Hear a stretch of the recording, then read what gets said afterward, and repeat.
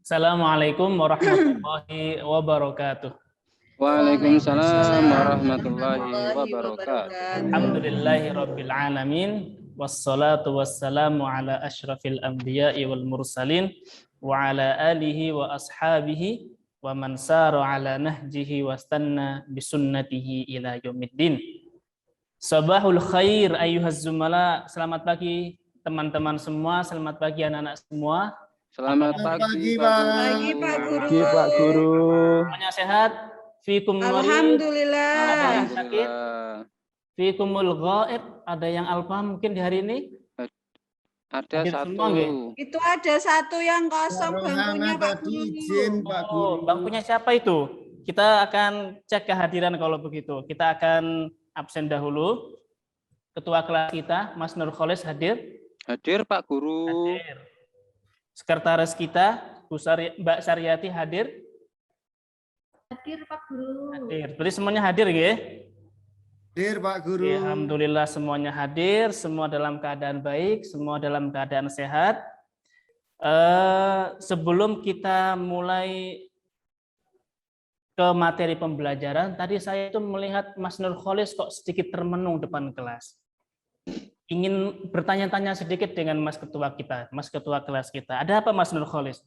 Kok tadi Bapak lihat di depan kelas sebelum Bapak masuk kok sedikit termenung, mungkin agak kelihatan galau, apa proyek editing videonya belum sempurna atau bagaimana Mas Nur Kholis, bisa disampaikan? Mungkin Mas Nur Kholis ada masalah apa di hari ini? Halo, Pak Guru. Kemarin saya habis diputus sama cewek saya. Ya Allah. Pak. Berapa ceweknya Pak Mas Nur Kholis? Ada berapa? Ada 4 kah? Ya satu-satu, Pak. Kira 4 diputus satu kan masih 3 gitu. Harus galau gitu loh. Halo, Pak. Cinta setengah mati. Mendapatkannya susah berarti Mas Nur Kholis?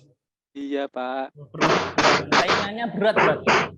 Berat. Aja Mas Kholis. Oh gitu. Nggih. Alhamdulillah pada kesempatan yang mulia ini Allah masih memberikan kesempatan untuk kita untuk bertemu lagi di kelas 11A di MA Al-Irsyad. Semoga pertemuan ini membawa berkah. Pertama, membawa ilmu yang bermanfaat, dan yang terpenting adalah ilmu ini bisa kita praktekkan dalam kehidupan kita sehari-hari. Harapannya seperti itu. Nah, untuk keberkahan ilmu kita dan keberkahan materi yang akan disampaikan, saya minta kepada Mas Rusman nih, orang yang paling soleh di kelas kita, untuk memimpin doa agar pembelajaran kita berjalan dengan lancar. Monggo Mas Rusman. Marilah teman-teman semua kita awali pelajaran kita pada pagi hari ini dengan doa bersama. Berdoa mulai. Selesai? Bismillahirrahmanirrahim. Jazakumullah khairan katsiran Mas Rusman. Terima kasih untuk doanya, pimpinan doanya. Semoga kelas kita semakin berkah. Pembelajaran ini berkah. Nah, anak-anak semuanya, pada kesempatan yang lalu, pertemuan sebelumnya, kita sudah bersama-sama menyelesaikan satu materi yang mengerikan, materi yang sering ataupun mungkin pernah kita lihat di lingkungan sekitar kita, yaitu adalah materi pembunuhan. Tentu dari materi yang disampaikan kemarin kita sudah mengetahui macam-macam pembunuhan dan pengertiannya dan yang lainnya. Nah, saya ingin bertanya kepada Mas Ujang nih.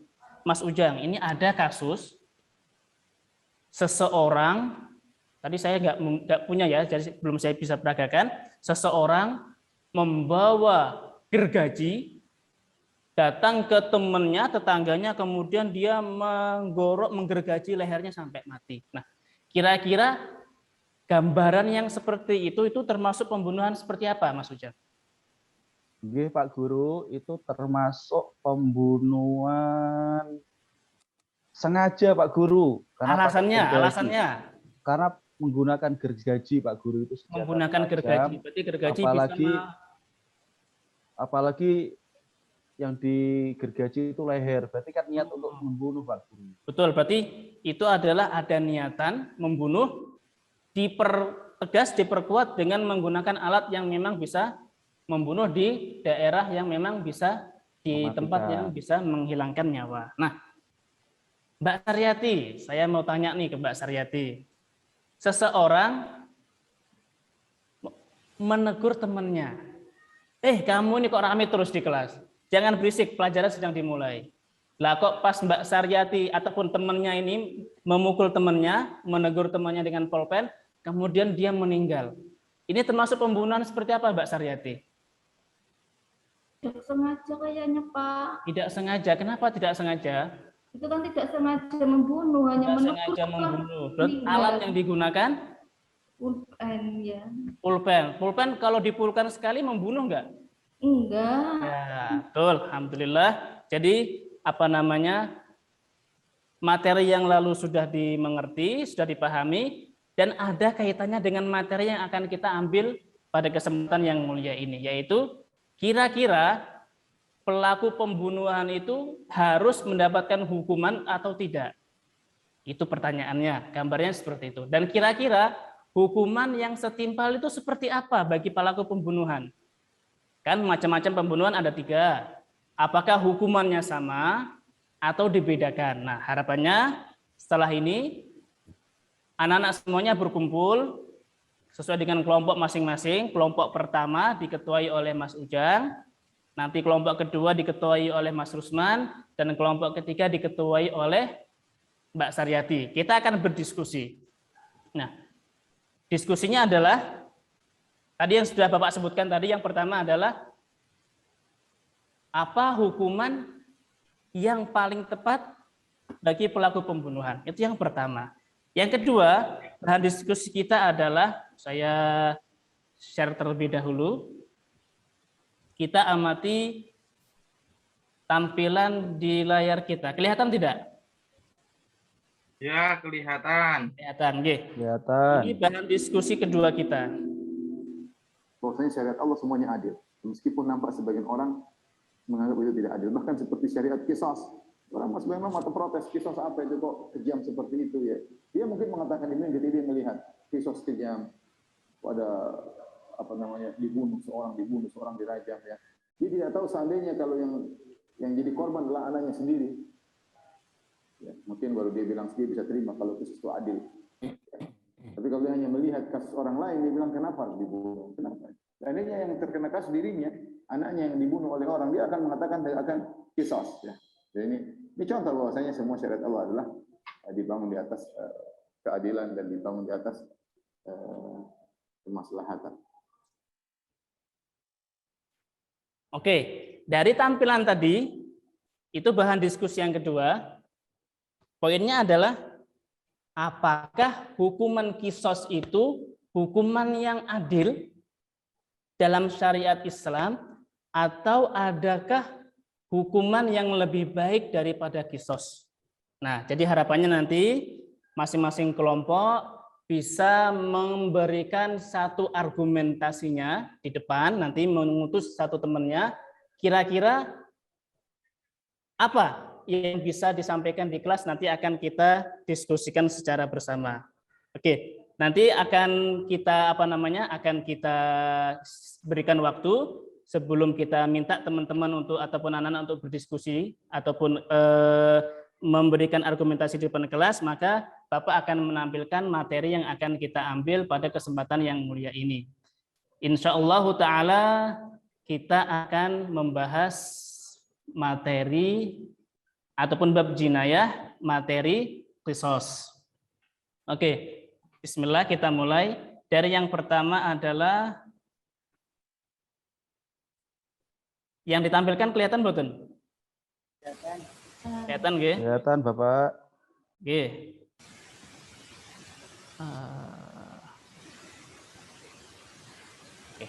Yang pertama pengertian qisas, atau kita mulai. Oke. Mas Nur Kholis, monggo bisa dibantu dibacakan pengertian qisas seperti apa? Jih, Pak Guru. Siap. Pengertian qisas. Kedengaran Pak Guru? Kedengaran jelas?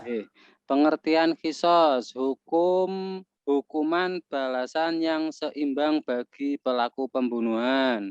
Oke, yang kedua. Yang kedua, perusakan atau penghilangan fungsi anggota tubuh orang lain yang dilakukan dengan sengaja. Berarti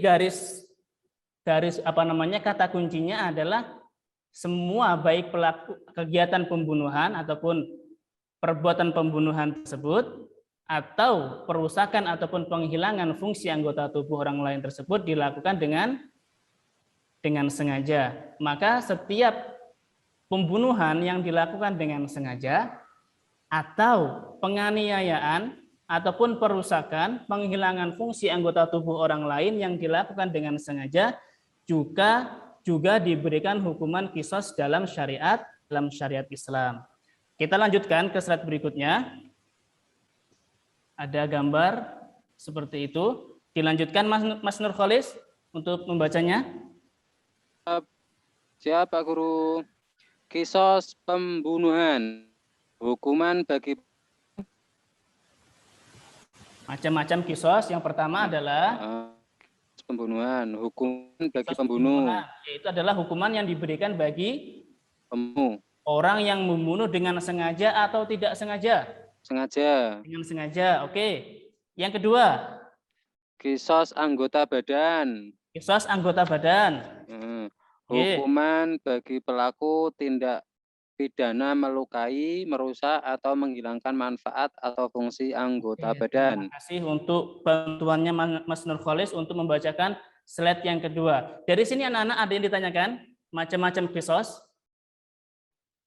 Jadi kan kalau dari definisi tadi kita bisa menyimpulkan bahwa hukuman kisos itu diberikan kepada dua hal. Yang pertama adalah pembunuhan yang dilakukan dengan sengaja, maka hukumannya juga adalah dibunuh. Dan yang kedua adalah kisos anggota badan. Mas Rusman minta bantuannya untuk melanjutkan. Kita lanjutkan kepada dasar hukum kisos. Dibaca ayatnya Mas Rusman. A'udzu billahi minasyaitonir rajim. Wa katabna 'alaihim fiha anna an-nafsa bin-nafsi wal 'aina bil-'aini wal anfa bil-anfi wal udhuna bil-udhuni wasinna bis-sinni wal juruha qisas.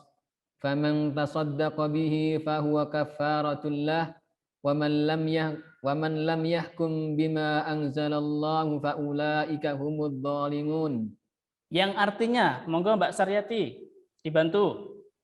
Dan kami telah tetapkan terhadap mereka di dalamnya At-Taurat bahwasannya jiwa dibalas dengan jiwa, mata dengan mata, hidung dengan hidung, telinga dengan telinga, gigi dengan gigi, dan luka-luka pun ada kisosnya. Barang siapa melepaskan hak kisosnya, akan melepaskan hak itu menjadi penebus dosa baginya. Barang siapa yang tidak memutuskan perkara menurut apa yang diturunkan Allah, maka mereka itu adalah orang-orang yang zalim. Terima kasih untuk Mbak Saryati. Itu adalah dasar dari hukum kisos yang terdapat dalam surah Al-Maidah ayat 45. Nanti Bapak akan berikan tugas untuk anak-anak semuanya untuk bisa dikerjakan di rumahnya, terkait adalah memberikan ataupun mengutip tafsir-tafsir dari para ulama terkait surah Al-Maidah ayat 45 yang barusan dibaca oleh Mas Rusman dan tadi sudah dibaca terjemahannya ataupun artinya oleh Mbak Saryati. Kita lanjutkan kepada syarat-syarat kisos. Syarat-syarat kisos ada sekian ataupun ada beberapa. Yang pertama adalah orang yang terbunuh terpelihara darahnya. Orang yang terbunuh adalah orang yang baik, yang darahnya dijaga oleh Allah Subhanahu wa taala, dijaga oleh syariat dan tidak boleh ditumpahkan kecuali dengan hal yang diperbolehkan oleh syariat. Contoh, Mas Nurkholis boleh mboten membunuh Mas Rusman? Enggak boleh. Karena masing-masing dari Mas Nurkholis dan Mas Rusman darahnya itu Pelihara. terpelihara, dijaga oleh syariat. Oke. Kalau ada orang yang darahnya diperbolehkan untuk ditumpahkan. Nah, kira-kira orang yang menumpahkan darahnya ini wajib diqisas atau tidak? Tidak. Gambarannya gini, gambarannya orang ini dihukumi bahwasanya dia harus diqisas karena membunuh temannya dengan sengaja. Orang yang melakukan qisas dengan seizin pemerintah ataupun hakim ataupun yang mewakilinya, kemudian memberikan hukuman tersebut. Nah, orang yang melakukan ataupun memberikan hukuman tersebut apakah diqisas? Tidak. Nah, kenapa tidak diqisas? Petugas itu, Pak. Ah, petugas. Masa petugasnya yang mengqisas? Darahnya tidak terpelihara, boleh dibunuh. Karena orang yang diqisas ini darahnya tidak terpelihara ataupun saat itu boleh diambil darahnya ataupun nyawanya. Syarat yang kedua, pembunuh sudah balik dan berakal. Di antara kita ada yang sudah balik atau sudah balik semua atau sudah balik kelas, balik ke rumah? Belum nggih, masih di kelas semuanya ya. Pak Nurholis. Pak Nurholis mau pulang. Balik. Mau balik, Pak? Mas. Mas Nurholis Mas Nurholis. belum sunat, Mas Pak. Nurholis. Sudah sunat saya. Belum sunat. Yo, kok belum sunat? Kelas 11 aliyah lo. Sudah, Pak. Sudah nggih? Nggih. Pembunuh sudah balik dan berakal. Syarat yang ketiga, pembunuh bukan bapak orang tua dari terbunuh. Jadi kalau bapak membunuh anak, bapaknya diqisas napa mboten? Tidak. Bapaknya diqisas tidak? Tidak. Tidak. Karena syaratnya tidak terpenuhi. Syarat yang keempat, orang yang dibunuh sama derajatnya dengan orang yang membunuh. Al-hurru bil hurri wal abdu bil abdi. Kemana Mbak Saryati? Itu syarat yang ketiga tadi, pembunuh bukan bapak. Nah, Ya. berarti kalau bapak membunuh anaknya itu nggak diqisas, berarti boleh ya Pak, bapak membunuh anaknya? Apakah hukum ini Mbak Saryati, kita kembali ke materi yang lalu. Enggak apa-apa teman-teman, kita kembali ke materi yang lalu, menjawab pertanyaan Mbak Saryati. Atau kita pending dulu pertanyaan beliau? Tidak apa-apa. Enggak apa-apa. Hukum membunuh, hukumnya apa Mbak Saryati? Tidak boleh Pak, itu Enggak nanti boleh. Meskipun seorang bapak tidak diqisas, namun dia melanggar perintah Allah, yaitu apa? Larangan membunuh. larangan membunuh. Adapun nanti hukumannya, maka nanti ada hukuman tersendiri. Ada pertanyaan yang lain? Kita lanjutkan syarat yang berikutnya. Yang terakhir, qisas dilakukan dalam hal yang sama, jiwa dengan jiwa, mata dengan mata, dan seterusnya. Oke, kita lanjutkan. Itu ada gambar apa itu? Al-Qucu, Pak. Al-Qucu ya. Itu tampaknya berkarat lagi. Nah, pertanyaannya adalah sinten ataupun siapa yang berhak melakukan qisas? Ada seseorang, anaknya dibunuh oleh tetangganya. Bolehkah bapak dari si korban itu membunuh atau mengqisas langsung tetangganya yang membunuh itu? Ataukah qisas harus diserahkan kepada ahlinya ataupun kepada pemerintah ataupun kepada hakim? Siapa yang bisa menjawab?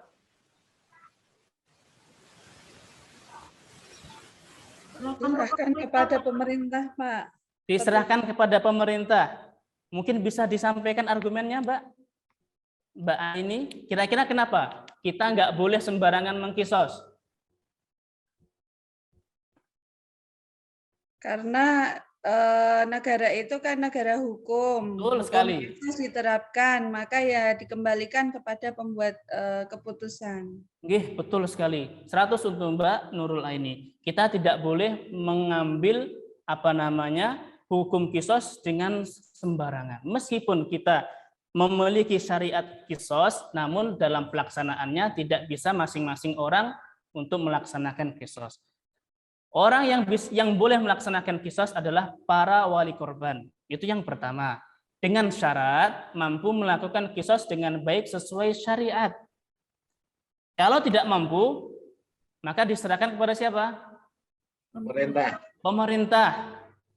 Jadi pada dasarnya pelaksanaan kisos harus dengan pengawasan dan naungan pemerintah atau wakilnya. Hal ini untuk apa tujuannya? Agar dapat mencegah sikap melampaui batas dalam pelaksanaannya dan memaksa pelaksanaan kisos tersebut menunaikan sesuai dengan syariat Islam agar tidak melampaui batas. Dikhawatirkan seperti ini. Si A bunuh si B, keluarga si B nggak terima, bunuh si A. Akhirnya keluarga si A nggak terima, akhirnya terjadi Pembunuhan berantai. akhirnya terjadi pembunuhan berantai, akhirnya sekampung saling bunuh. Nanti Pak gurunya malah ikut-ikutan, nanti siswanya juga ikut-ikutan. Wah, ini menjadi kacau. Jadi siapakah yang berhak melakukan kisos? Kalau kita ringkas, maka kita serahkan kepada pemerintah. Monggo Mbak Nurul Aini bisa dibantu untuk membaca. Sebutkan poin-poinnya saja. Hikmah pensyariatan kisos. Hikmah pensyariatan qisas. Beberapa hikmah qisas diantaranya: 1. Menjaga masyarakat dari kejahatan dan menahan setiap orang yang akan menumpahkan darah orang lain. Betul, syariat kisos itu menjaga masyarakat dari perbuatan kejahatan. Nek cuma di penjara 1 tahun mungkin ataupun didenda 10 juta, pasti orang akan mudah melakukan kejahatan yang lain.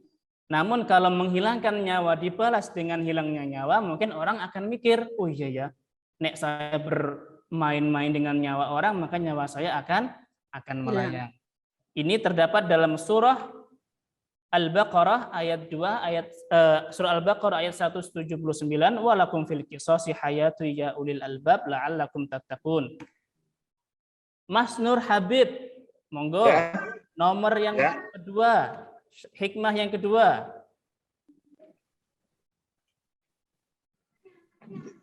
Yang ada Sinyalnya nggak bagus sekali, Pak. Sinyalnya mewujudkan. Oh iya, bagus. Oke, monggo. Oke. Mewujudkan keadilan dan menolong yang terzolimi. Betul, mewujudkan keadilan dan menolong yang terzolimi. Ini ada kaitannya dengan tadi bahan diskusi yang akan kita siapkan, akan kita presentasikan. Dan berikutnya yang terakhir adalah, monggo, Mas Samsul. Menjadi sarana taubat dan pensucian dari dosa yang telah dilanggarnya. Betul. Kisos yang diberikan kepada si pelaku pembunuhan ini sejatinya adalah proses apa? Pensucian dosa yang ia kerjakan. Sehingga nanti di akhirat kelak dia tidak lagi menanggung dosa yang pernah ia lakukan, yaitu adalah pembunuhan semasa hidupnya di dunia. Oke, dari hikmah-hikmah ini ada yang ditanyakan anak-anak semuanya? Pak, tanya Pak. Ini silahkan. Ini gini Pak, kemarin saya kebetulan lihat di film itu ya, ada seorang itu mencuri, ya kemudian langsung dikisos di tempat, potong tangannya. Nah itu bagaimana Pak? Ini bagaimana, boleh apa tidak? Tadi kan kita sudah sudah mendengar jawaban dari saudari kita Mbak Nurul Aini, bahwasanya kita adalah negara hukum. Segala tindak tanduk perbuatan, kekejian ataupun perusakan ataupun yang lainnya semestinya harus diambil hukumnya oleh ataupun dilimpahkan, diserahkan hukumannya kepada pemerintah, pihak berwajib. Jadi tidak boleh seseorang main hakim sendiri. Kamu mencuri, potong tangan. Karena juga ada gini, nanti di penjelasan fikih ketika ada kasus pencurian maka akan dilihat secara detail kasusnya seperti apa, apakah layak dipotong ataupun yang lainnya. Maka pada nanti ilmu-ilmu fikih di jenjang-jenjang berikutnya. Oke, melanjutkan materi kita. Tadi kan sudah ditentukan kelompoknya dan ditentukan poin diskusinya. Sudah ketemu jawaban dari pertanyaan-pertanyaan tadi yang akan kita diskusikan. Kelompok 1, Mas Ujang. Ada yang mewakili atau Mas Ujang sendiri langsung ketua kelompoknya mewakili? hukuman yang tepat bagi pelaku pembunuh sengaja? Iya Bapak, pembunuh sengaja itu dia mendapatkan hukuman kisos. Tetapi bisa berubah kalau keluarga korban memaafkan. Ketika keluarga korban memaafkan, maka kisos Batal. batal, betul. Ya. Jika keluarga korban memaafkan, berarti sebagai gantinya, apakah pembunuh Gantinya harus membayar denda atau apa yang lainnya? pembunuh diwajibkan membayar diyah, denda. Oh, begitu, nggih. Diyah Nah, mughalladah. diyat mughalladah dan diyat mukhaffafah dan sejenisnya akan kita Ya. ambil di pertemuan berikutnya. Terima kasih Mas Ujang untuk presentasinya. Kelompok yang kedua, Mas Rusman. Saya minta izin Pak Guru. Kemana? Lagi. Ya, keringetan Silakan terus lagi. Pak Guru ini. Sumuk ya? Iya, AC-nya iya sumuk nggak ini ada, padahal AC di sini kelasnya mati dingin. ya? Mati. Nggih, Badan nggih. terasa Geser sumuk. niku, Pak. Geser. Ngambil kipas deket Pak Nurkholis nih, deket jendela niku, monggo. Kelompok kedua, monggo Mas Rusman bisa disampaikan hasil diskusi dengan teman-teman dan kelompoknya. Kejamkah kisos sebagai hukuman pembunuhan? Tadi poinnya yang kita sampaikan di awal.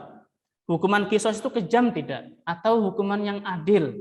Bagaimana pandangan dari kelompok Mas Rusman? Kisos merupakan hukuman yang adil, Bapak. Kenapa? Karena itu merupakan ketetapan dari Allah. Ketetapan dari Allah. Tapi ada yang mengatakan itu melanggar HAM. Bagaimana sikap kita menanggapi hal ini semuanya? Karena keadilan itu kan harus jelas standarnya. Jelas standarnya. Ketika kita menentukan keadilan, ya standarnya harus dari standar yang Harus Maha jelas. Kuasa. Maka kita betul sekali Mas Rusma. Terima kasih jawabannya dan itu sangat bagus sekali dan benar. Kisos hukum yang sangat adil. Kalau ada yang mengatakan seharusnya, kalau ada yang mengatakan itu melanggar HAM karena akan menghilangkan nyawa dari pelaku pembunuhan tersebut. Kenapa kita tidak kembalikan? Berarti bagaimana dengan nyawa hilang yang sudah dibunuh? Kita juga harus melihat kepada korban juga. Terlebih lagi wal'iyadzubillah, dan kita berdoa kepada Allah semoga kita bukan di antara korban yang menerima musibah tersebut. Pasti akan sangat berat sekali di hati-hati kita semuanya. Anak-anak semuanya, terima kasih untuk diskusinya, terima kasih untuk keaktifan materi ataupun keaktifan saat materi disampaikan. Maka sebagai penguat, sebagai penguat materi yang sudah disampaikan, Bapak akan memberikan tes lisan 2 pertanyaan saja kepada siswa terpilih. Yang pertama adalah Mas Nurkholis, siswa kebanggaan saya, siswa kebanggaan Bapak, siswa yang begitu patuh di kelas. Mas Nurkholis, sebutkan 2 di antara 5 syarat kisos, Mas Nurkholis. 2 di antara 5 syarat Kapan kisos. syarat kisos itu didirikan? Saya bantu Mas Nurkholis. Iya, Pak. Saya bantu.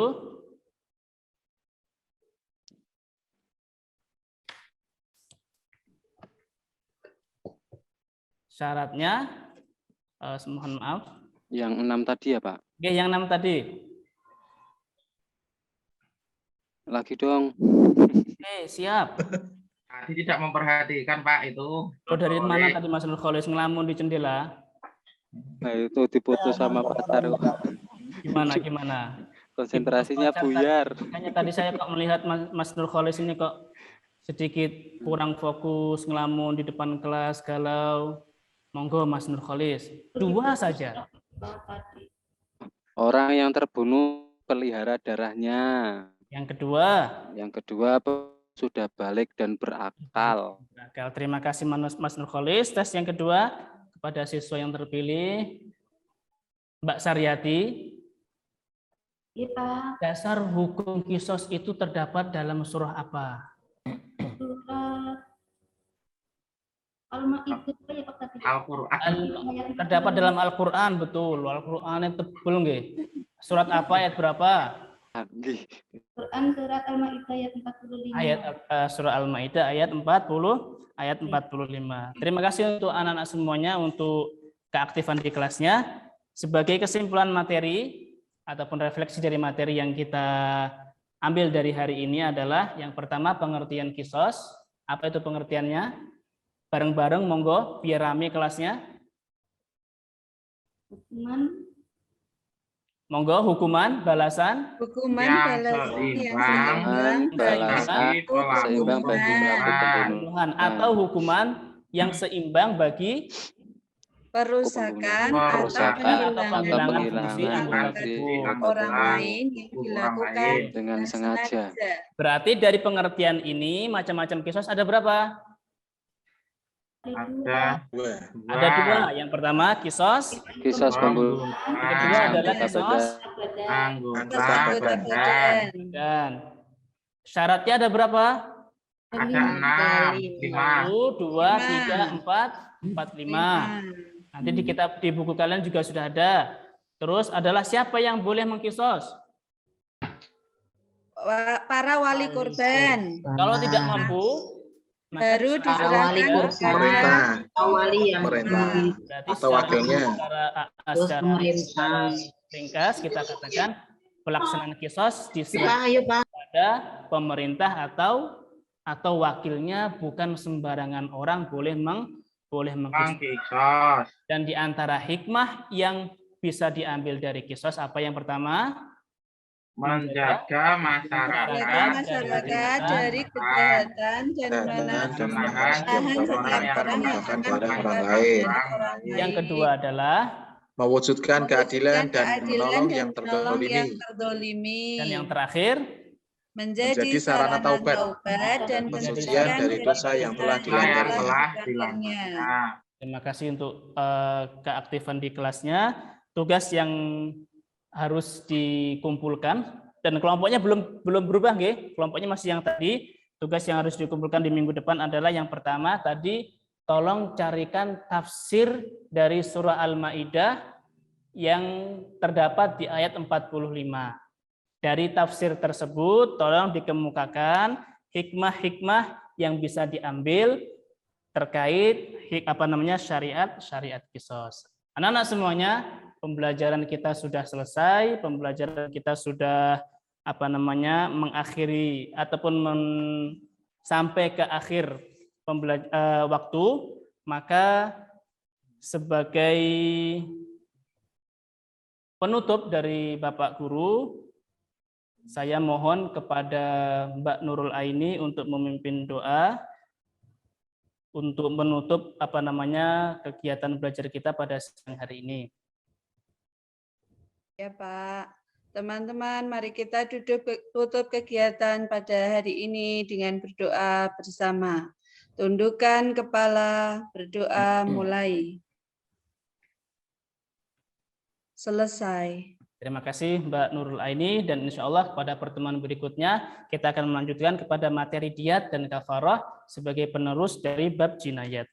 Bapak akhiri pertemuan kali ini dengan kafaratul majlis. Subhanakallahumma rabbana wa bihamdika asyhadu an la ilaha illa anta astaghfiruka wa atubu ilaik. Assalamualaikum warahmatullahi wabarakatuh.